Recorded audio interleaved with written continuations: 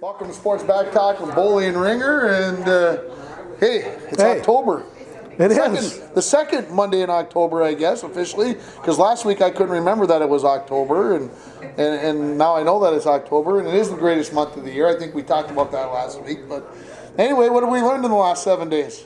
Well, what I've learned in the last 5 weeks, I was telling you earlier today, I retired from the state of Minnesota here, my job with the lottery, and after about almost 29 years, and I took a new job locally here, and we're blaming all this. And since I've been hired, it's been 21 days, and it's rained 20 out of them. 21 work days. So my coworkers want me to either just resign or quit, or just don't come back for a while. Well, man, I'm telling you, you're right. It's and it doesn't look like it's going to get any better for about the next 2 weeks. Well, at least the next 3 days, and Friday doesn't look bad, but unless the forecast change. But well, you might want to take your family to higher ground either way, because it like I said, it's getting soggy. And I told you that I heard on the news over the weekend that they're predicting 3 inches of rain for parts of Minnesota on Wednesday, so they don't know what. But you didn't really say to me what exactly parts of Minnesota. We're a big state, pretty big state. Vertically, we're really big. Yeah. About 400 miles from tip to tip.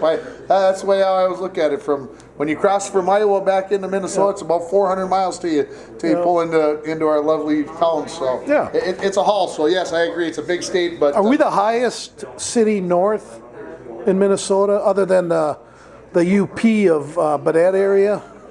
I am going to say maybe. I don't know for sure. Or is Hallock? I don't know for sure. I'm not even going to go out. If anybody knows, some geography person out there watching going, how do you guys not know this? This is so simple, but that's the way it goes. Yeah. So. Well, I had Mr. Nordquist. Was he geography or was he history? He was history when I got here. Okay, well, I guess that tells you how good of a student I was. I thought he taught geography. He probably did teach geography at some time, but I didn't get here until 1994. Okay. That was like 16 years, 15 years after you graduated. Would have been about 1974 I would have had him. So that'd have been his first year here. There you go. We probably should make a mention of a couple of things from last week that we omitted from the show. Oh, I was going to say that we were wrong on. No, that we omitted. Okay. We did not mention the football team breaking the losing streak last week. Shame on you. That's your job. Which after about 2 minutes after I got done hitting the button off I remembered. But, that was a pretty big deal for the boys to end their losing streak. Mm-hmm. Depending upon whether you count the games that they had to forfeit in 2015 or not, it was still a long time coming. And they didn't get a 2-game winning streak going on Friday night, but they did play in Two Harbors and lost to the team that's seated number 1 right now, or in first place in the section. Lost 14-0. They did a very nice job defensively holding Two Harbors in check. Yes, it was wet. Yes, it was cold. Yes, it was rainy. Yes, the field was whatever, and you can. But sometimes those kind of field conditions give you the biggest nights offensively, because the other team's worried about slipping and sliding and big things happen. The Broncos gave up one big play, a 42-yard play. Otherwise, they were outstanding on defense on Friday night. It was very fun to watch from that point. If the offense could have been in the same department, it would have been a very interesting game, but the offense just struggled in the conditions on Friday night. And the other thing that we forgot to mention was that UMD was raising the banner this week, opening up the college hockey season, and we all know that Mike doesn't care about college hockey, but... No, to a point. It's not high on my list. And I do have to give the props to the Minnesota Gophers. As much as this pained me, they did get a tie in Duluth and win Sunday night over the Bulldogs that were ranked number 1. So kudos to the U and Bob Motzko and Ben Gordon, who's now there. Garrett Raboin. And Garrett Raboin, thank you, as assistant coaches. So there you go. And the Gophers finally broke the. So UMD was at number 1. UMD was at number 1. That is correct. A little sweet. They had the brooms out, I heard. The brooms were out. When I was at Duluth on Monday or on Saturday night? No, Sunday when they were in Minneapolis. Well, there was a tie. I don't know how anybody was going to get a sweep. They tied on. They tied on. Oh, Saturday I thought the Gophers won. Yeah. Okay, I apologize. That's all right. It was a very interesting game. Lots of excitement and very. I couldn't help but watch and think about you because you were saying how boring college hockey is. Everybody's got their defensive systems. Yeah. And it ended up a 1-1 tie. Of course, Yeah. last night's game, I think. That's why. I played college. But last night it ended up 7-3. Yeah, but how many shots did Minnesota get on those 7 goals? Maybe 20? It was in the 40s range that they had shots on goal last night. Really, I heard they were outshot like 40-some to 20. The Gophers were outshot. No, I might be wrong. I think when I was watching last night, it was 35-16 shots on goal in favor of Minnesota in the third. You know period. why it's gotten college hockey's gotten to the point where it has? Because you're not playing any. No, because coaches are forced to win or they get relieved. You know, back in the 70s, 80s, basically most coaches just resigned. Okay, now they don't win, they're out. Yeah. So they better be strong structurally, or you're not going to be a very good winning team. So that's why I think it's really robotized the game. Yeah. I mean, it's so robotic. The players are much more skilled, talented, bigger, stronger, faster, all that. But the creativity, they can do fancy things and the stuff, but we'll stop there. We'll stop right. Yeah, it's just so robotic. Let's talk about the MLB first before we get into the NFL. We'll try to change things up a little bit this week, and MLB, Houston did take care of Cleveland today, 3-0, as they defeated them 11-3. Oh, they were Cleveland. I saw Cleveland was leading. And then, as I was just coming in to start the show, LA had just taken the lead on Atlanta, 3-2, looking to possibly wrap that series up in the NL. Of course, the Brewers already took care of. Colorado, thank you. 3-0, that one according to form. And then, of course, the Boston Red Sox and the Yanks 1-1 playing Game 3 tonight after we get done taping the show. That's the one most people... That's the one. Well, that's why it's at night and why everything else will be done, because they're worried about that ratings. one's going to 5 games, you know. It is going 5? It is. Yeah. Okay, so I'll ask it this way. We were talking that Houston was probably... You were saying Houston's going to win the AL. Mm-hmm. Are Boston and New York that close, or is it just because of the rivalry? I think more of the rivalry. I think over the long term, Boston would win, and that's been proven over the regular season. But the Judge is back. They got some boppers in that lineup, and who's the one that's off a little bit? Price is not 100%. He got beat up pretty good the other night, and. So the pitching's a concern for, I think, even the Red Sox more so than the Yankees. We'll see. Okay, so Boston still wins it? Still ends up Boston and Houston? I don't want to say it, but I will if that's what I said before. I don't know if that's what you said, but I'll give you a chance to re-predict it if not, because you're saying it's going 5 games, so you're saying the Yankees could win in Oh, absolutely. I think the Yankees better win the next 2. If it gets to Game 5, Boston will win that. Okay, I'll go along with you on that. All right. And on the other side again, it's going to be Milwaukee, and I believe it'll be the Dodgers. And my boy Yelich. And your boy Yelich. Well, our boy Sano's over in the Dominican Republic and driving over cops' foots. Did he really? Didn't you hear about that? I did not hear about this. No, seriously. It was deemed a hit and run. What? Yeah, it's. When did this happen? Over the weekend. No, I did not hear about Sano. So he's already in trouble. He's been gone not even 2 weeks, and he's over there. He's a superstar. Yeah, they got tight reins on people. We'll see what happens with Sano. I had not heard about that. Yeah, I wonder if Buxton's over there with him. You think the two are buddies, Buxton and Sano? You think that they played enough together on the way up? If they have played together a bunch, it hasn't been in the major leagues.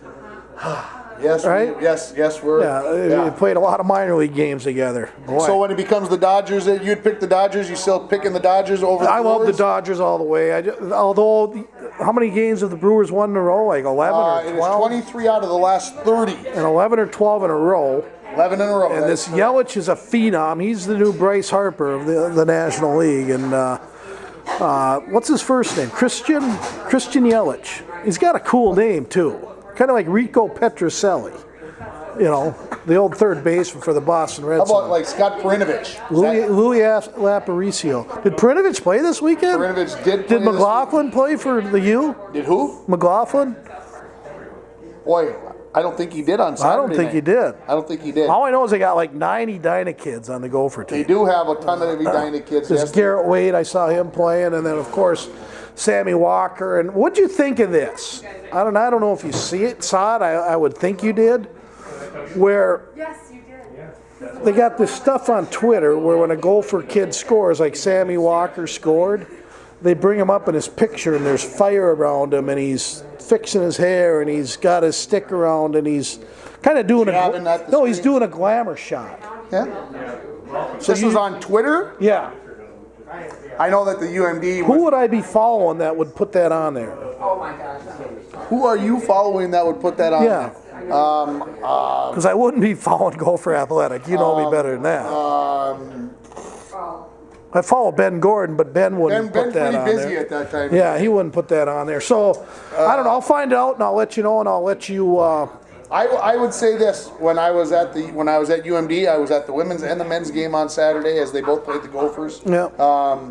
Whenever somebody scored for UMD, there was them doing the jab with the stick and the flexing or whatever thing. So up on going by the scoreboard. benches and giving each other high fives isn't enough anymore. No. Well, that was what they were doing Yeah, on the ice. But as far as doing, you mean they were actually doing it on the ice? No, they're No. doing Yeah. glamour shots. Like, it was obviously for picture day. They Yeah. all get together and do the personal individuals plus the team. And I'm guessing I would guess this is a promotional I thing. would say that I'm not a big fan of it, but it is the going thing now. So I guess that's what you do.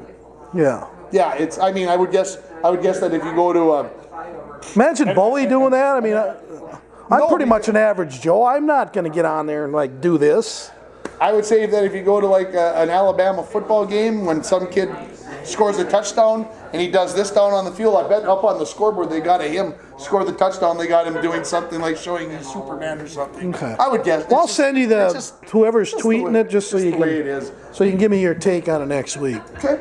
Not a fan. I wasn't a fan of it. So I think we got the MLB all straightened away, and we College got hockey, you got that out of the way? Let's talk about the Wild. Okay. I got to watch maybe a half a period on Thursday night, none of it on Saturday. Yep. But I did see your tweet about the fact that we look slow, we look whatever. And I probably have to agree with you. That's the way it seemed to me from what I saw on Thursday night against Colorado. And here's the deal. And I told my followers, and I got 111 of them. And I'm not a big shot like you, but 111. You don't have all But those you know high what? school My followers and who I follow, it's pretty loyal on both sides. It's a good group.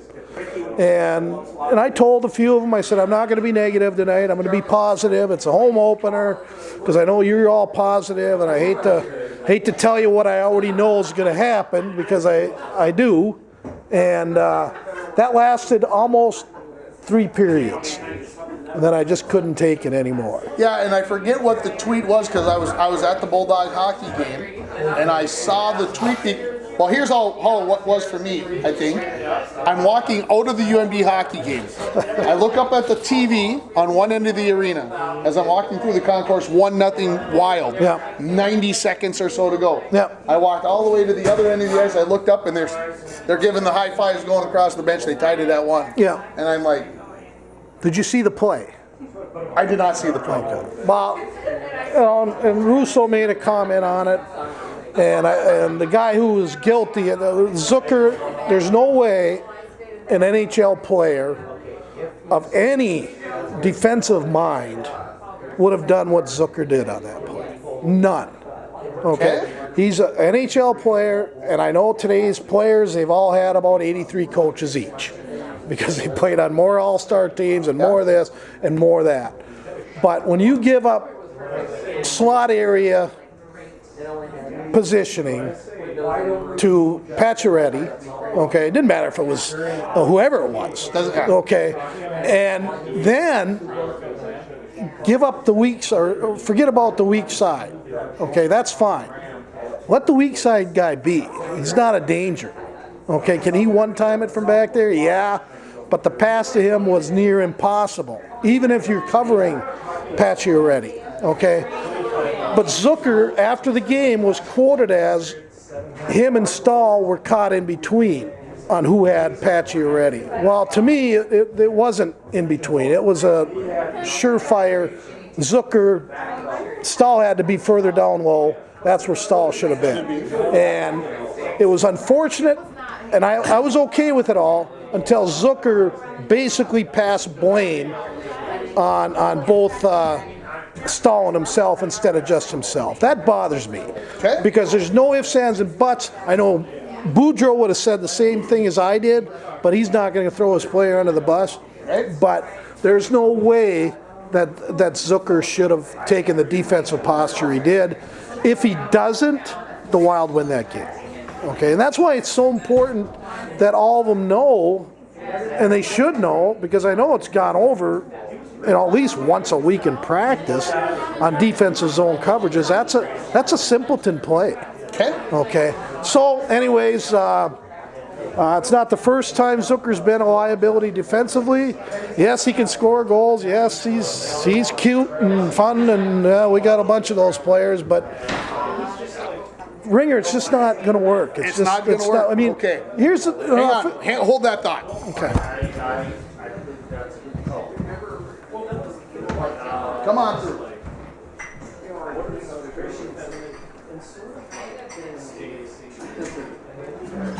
Our camera just kind of fell down there a little bit, so we need it. Oh yeah.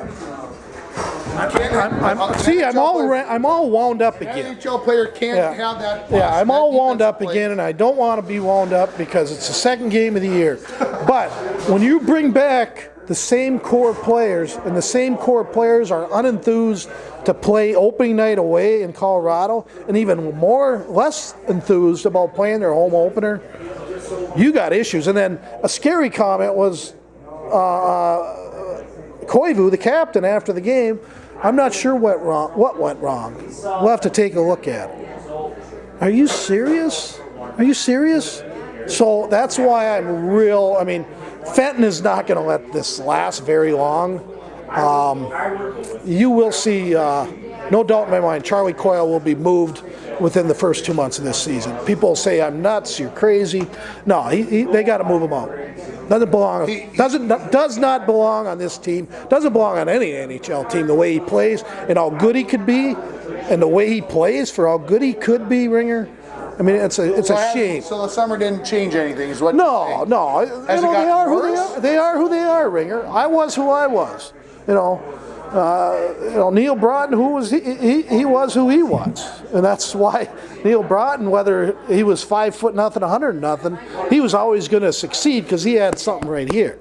Okay, a lot of that don't know. I mean, skill, talent, he had all that, but the reason he was so successful is he put his heart into everything he did, and his skill and talent would take over then. But I just can't see how players can take for granted what the heck they got in skill and talent and not do anything about it. And I guess that's the way I anything else in the NHL this weekend, because through the first 5 days, because I'll be honest, besides what the Wild did and what Washington did on the first night, because we were having dinner together, beating Boston pretty handily, I couldn't tell you anything that happened over the first 5 days. The only thing I've noticed out of everything is, other than the Wild,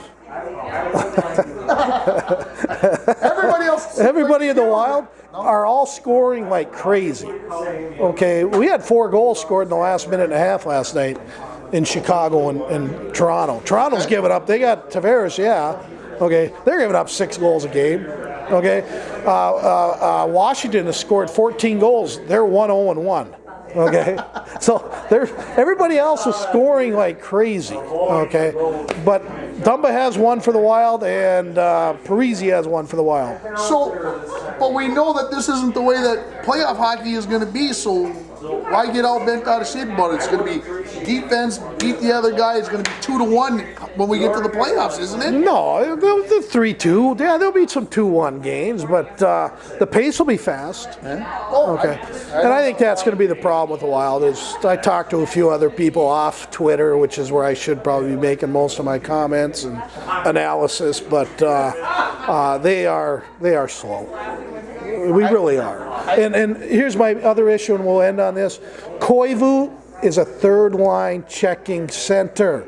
And until the Wild continue to make him a power play guy and a high-minute guy, okay, they will not succeed. It also tells you what the heck they really have behind him, which is nothing. You got Rao and Koos and all these guys who are buried in the minors, and people are complaining because they're not up. They've been given chances Haven't shown that they can produce. I mean, Enos is the only one, Sam Enos, that's down there that has not been given a look-see by the Wild. I would like to see him. He's another little guy, that the Wild could bring up, but I would like to see him given a chance, and maybe there is a Gensel out there. Rao and Kloos and all these guys, they were all better than Jake Gensel growing up and all through college, okay? Something happened to Jake Gensel to make him up here now. Is it because he plays with, I don't know. Because he plays with Crosby? Well, so Granlund, he couldn't make these guys better. Eriksson Ek, he looks lost still, and Greenway probably still belongs in the minors. He does some good things, but I noticed the other night he could have went through about 8 guys. I think Charlie Coyle told him on the bench, hey, you're in the big show. You don't have to hit anybody. 2 Boston kids. Well, what's his name? Well, actually, he went to BU, Greenway, but he's a New York kid. But they both ended up going to BU. Charlie didn't last there very long. All right, enough on Charlie Coyle. We got to get him off of this, otherwise he's going to blow up. So let's talk the Vikings. Wow, we finally got something good. I will. You do more of an analysis. I said probably last week, I might have even said on this show, or I said to somebody else, I said, I don't see the Vikings beating Philly on the road. Philly looks, and it has through the first 5 weeks, and I think we probably could say this about a lot of the teams, maybe even the LA Rams. The Philadelphia Eagles look vulnerable. They look pedestrian. They look whatever. They look like an ordinary team. Obviously, I think that has something to do with winning the Super Bowl, and we're good enough, and blah blah blah. We get all the hype, but here they are, almost a third of the way through the season, if you want to look at it this way, and they're under 500. And they've had 2 different quarterbacks. Foles wasn't playing well enough during the preseason. Now they got Wentz back, and I know Wentz is your boy, and Wentz has done some good things, but it doesn't seem like they're able to. And I will say this: they're already talking. Well, he fumbles the ball a lot. Well, you're in a vulnerable situation. Those things can happen. He is only like 9 months removed from the ACL, so I don't think he's at 100% yet. They might say he might be at 100% or close enough to 100%, but that explosion is not quite there yet to move and be in the pocket and whatever else. And so while you're thinking, okay, I'm not 100%, you're thinking, okay, I got to be more of this. So you're not looking for the things that you do. So I'm not saying that the Philadelphia Eagles, because I predicted that they would win the Super Bowl again, I'm not saying they're done, but they've got some things that they need to clean up. The Vikings were able to run the ball at times against them yesterday, and teams aren't supposed to be able to do that. Actually, the Vikings had more yards rushing like in the first 2.5 quarters yesterday than they had in any game this season. So they did some things, they found some things, and I don't know if it was through the plays, the schemes, the setups, that they were able to get Philly into some bad places and run the ball at times. I still believe Dalvin Cook is... Dalvin Sano? Anyway, you got me on that. It's a good one. Dalvin, I'll tell you, I know he's not back to 100% either. He's still tipping off what he's doing. Whenever he steps out on the field, he's getting the football. What was he tipping off yesterday?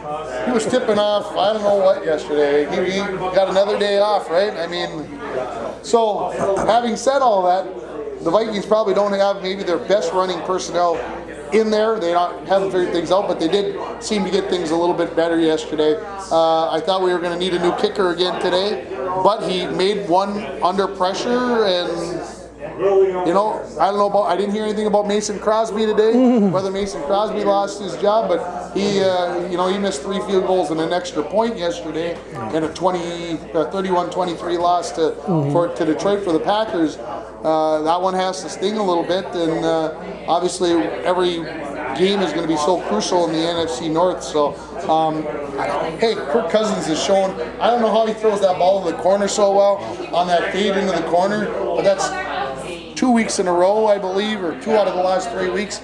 He's put that ball into the corner where only the Viking can catch it, and it's gorgeous. It's absolutely beautiful. He throws the ball with a little zip. He makes things happen. He's mobile enough still to do some things. You know, it's interesting. They're 2-2-1, and you know, you might think, well, holy smokes, things are bad, but you know, everybody's got a chance yet. It's a long way to go. So, but they surprised me a little bit yesterday that they were able to run the ball. Yeah, and they should be. To be honest, go ahead. And what's his name, Linval Joseph? He can run. I was sure when he caught that thing in the air, I'm like, well, he's never going to make it even like to the 30-yard line. My gosh, he got a couple of blocks, and the big man can motor. Yeah, I guess what I got, you know, I was informed today from Will Heyer, our guest from last week, that Delvin Buxton has missed. He's only played in 7 of 21 possible games. I believe that is so a 33%. Yeah, I believe that's a third. Yes. So, and getting back to the way the game started out is, other than the last drive that Philadelphia had, I thought the Vikings were the much better. They were aggressive. They came out and basically told the Eagles, we're not afraid of you. We're going at you. Cousins drove them right down the field. Bang, bang, bang. Couple runs. Bang, bang, bang. Unfortunately, a missed field goal. Got the ball right back. Went down. Bang, bang, bang. Again, attacking. They were attacking on defense. They were aggressive on defense. They were making plays. Yeah, Ajayi had that fumble, but you know, he's forced to fumble, right? That's what happens down there. And I thought the Vikings were the better team. I thought they were a more aggressive team, and I basically thought they told Philadelphia, we have a short memory, we're coming out and we're attacking you.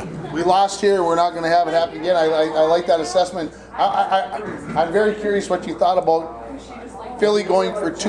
It's 20-12. Made no sense. Why are you going for 2? Made no sense. Okay. I don't know. So I'm not the only one that thought that they were nuts. The coach, I guess, wants to be known as a gambler. Yeah. Well, if you're such a gambler, go for that 58-yard field goal and make it a 3-point game. Elliott can kick it that far. I hate to call him showboating when he went for 2, but if you want to go for the win, do it at the end of the game. Say you're tied, you're 2 points down, you're 20 to and you got an now. opportunity, to tie it then. Yeah, let's see how really big you are and go for it then. How big's the kahuna? Yeah. So basically, he put himself he kept himself out of that situation if it did happen later on. Think about it that way. You know, it was cute. You know, I know Jerry Jones is all over Jason Garrett today about not going for it on 4th down and 1, because the Dallas Cowboys have been the most successful team in the last 3 years. Probably about 99% of getting 4th down and 1s with Ezekiel Elliott. And so where was this in the game? Because I probably turned it off. It was 10 minutes left in the third quarter. They were in the overtime. They were in the overtime. Oh, it went to overtime. See, yeah. I didn't even look to see that. It was an overtime. They were just on the other side of midfield, and go for it. I mean, overtime, basically, you got 1.5 possessions each. You know, if both teams are moving. Yeah, so Jerry Jones was not happy, so read that into what you want. OBJ, Odell Beckham Jr., again, showed his Ocho Cinco, Des Bryant, Terrell Owens personality yesterday and over the week, calling out his coach, calling out his quarterback, calling out everybody but himself again. And same old story. And I don't think Shermer's going to put up with this, and don't be surprised he's gone. You don't need that on your team. Des Bryant's finding that out right now. One team, maybe in the NFL, wants Des Bryant. You know why? Because they don't want the headaches that go along with them. Okay? No single player, again, I brought this up to you. You know this more than I do. No single player in the game of football, whether it's high school, college, or pro, is more important than the rest of the 21 players that play. And that bothers me when guys think they are. And I love the quotes that come with it. Oh, he's so ultra competitive. He's so competitive. Was he more competitive than the other 21 players that don't say anything? I don't think so. I don't think so. It's just that they know better. This can ruin teams. It has ruined teams. And in most cases, when you have players like that, they don't succeed. He made a catch one time, you know, it was a pretty spectacular catch, but after that, I just... Well, then they signed him to a ridiculous contract, Ringer. I mean, stupid contract. Be like Todd Gurley. He's the richest running back right now. Keeps his mouth shut, works hard, plays hard, never complains. What else did you see in the NFL yesterday? Oh, speaking of Todd Gurley, the coach said the players called, they were up by 2 with the 2-minute warning, and the players came to him and said, we can get this 4th down. And it was 4th and 1 about their own 45-yard line. Had the punt team out there, I think, right before the 2-minute warning, and then came back out. You can sit there and say, yeah, I think we're going to get it. You need to punt the football. You do. Gotta punt the football there. I have no issues, and it would be different today. If it wouldn't have happened and Seattle would have got the ball and scored. Yeah, because they only need 10 yards to kick a field goal, and that was just dumb. I'll give that coach more credit than I'll give Peterson for going for 2, though. At least he listened to his players. Players are always going to say, let's go, regardless. I mean, it could be 4th and 25, and the players would say, we can get it. So, but that's the type of players I like, guys on the LA Rams. That's team. That's why they're going to be successful, and that's why right now they are my pick to win the Super Bowl. How good's Kansas City? Really good. Really good. Their defense is better, but again. Okay, so right now, if you were going to go out, and I'm not just saying because they're both 5-0. Be a fun game. Kansas City and LA Rams. I mean, that's the. I wish the Rams were still in St. Louis if that happened. That would be that'd be classic. Yeah. I never thought about it. The I-90 series or whatever, but. If those two met in the Super Bowl, the over-under in Vegas would probably be about 72. And I think because LA's supposed to have a good defense, but they've given up 30 points the last 2 weeks to the Minnesota Vikings and the Seattle Seahawks. Does that have a little bit of scoring so quickly like they did against the Vikings? I mean, they were scoring very quickly. I mean, they weren't holding on the ball maybe more than a minute and a half, 2 minutes. Yeah, other teams out on the field for 35 minutes, they're going to have a chance to score a few times. Do you like Rodney Harrison? Other than the fact that he played for Pittsburgh, I can deal with him. No, Rodney, the one who played for the Patriots. He's always on. Oh, yeah. You know what I'm talking about. I know, on NBC. Yeah. He said, Rams defense, they got a bunch of guys who can sack the quarterback. Their defense isn't any good. That's what he said. Their team defense is not that good. So, take that for what it's worth. Take that for what it's worth. Was that his name, Rodney? Yeah, it's not Harrison, is it? No. I know what you're talking about. Man. Played for the Patriots, played for the Chargers. I like him. He's a little controversial, but I like that. But other than that, NFL, just another fun. Bully, Team Marino's 5-0. Huh? Nice. And I haven't even played Le'Veon Bell yet. So, but I got that James Conner, the backup, who got 2 touchdowns again yesterday, 100 yards, and I got my nephew Adam. He said, I think Rivers should be our slough quarterback. We got Bortles. I said, Adam, you didn't actually watch the game yesterday. Yeah, Bortles put up amazing numbers, 400. I mean, yeah, that's great. But Bortles was awful. Rivers every week's going to throw you 2 to 3 touchdowns and 300 yards. Yeah. Bortles is going to give you a 190. Yeah, he's going to throw that. I mean, and my nephew, he's so classic, and me and my brother get a kick out of it. Okay, we're partners on a fantasy team, and I always ask about 10 o'clock in the morning on Sundays, who do you guys want? Well, Gerald always puts his 2 cents in. I always put my 2 cents in. Depends if Nick, my other nephew's in the church because he's a pastor, and he'll try to put his, but my nephew Adam always waits till after all the games are played. And then he has an analysis of every play that we got and all our players and who we should have played. But when it all comes down to it, you get final say, right? They do watch this show. And Gerald will admit, yes, Michael has final say. Final say. Yeah, kind of a. It was a really kind of a crazy day yesterday in the NFL. I mean, it was fun. It was interesting. Cleveland winning in overtime. 5 games they played, 3 in overtime already. Yep. It's just been interesting. Buffalo comes up with a win. Yeah. Jacksonville seems to just. Cincinnati looks for real too. Cincinnati looks for real. Jacksonville, who we think should be. Yeah, they'll be fine. They get beat. It's like I said, it's just one of those weeks. Who's plays tonight? Because I looked at it this New morning. Orleans is at Washington, so Kind of a snoozer, so I'll be Should in be bed some- by halftime. I can be in bed. should be all right. Get to watch AP, Adrian Peterson. There you go. That'll make your whole evening. The only thing that the game's probably worth watching for tonight is because Drew Brees will Yeah. become had the most passing yards ever tonight. So that might. It's a pretty big thing. It's for a kid who came out of Purdue who was too dang short. Yeah. He was never going to make it in the NFL. Yeah. When San Diego drafted him, Yeah. everybody's like, "Whoa, this is just because the man has shown that he could do it just because he's 5'11" or whatever." The guy can show that he can sling it and do some things. And I believe he replaced Doug Flutie. wow, Didn't replace Dan Fouts. He doesn't go back that long. And then, of course, Phillip Rivers came in, so that's why they could move Breeze, and Breeze has done well there. yes, and of course, some of it has to do with the product of the offense. I think in New Orleans. If you look back, other than Michael Thomas, he had Marquez Colston, and he has not had a prolific wide receiver. He had the tight end, Jimmy Graham, put up some numbers, but Michael Thomas is really good.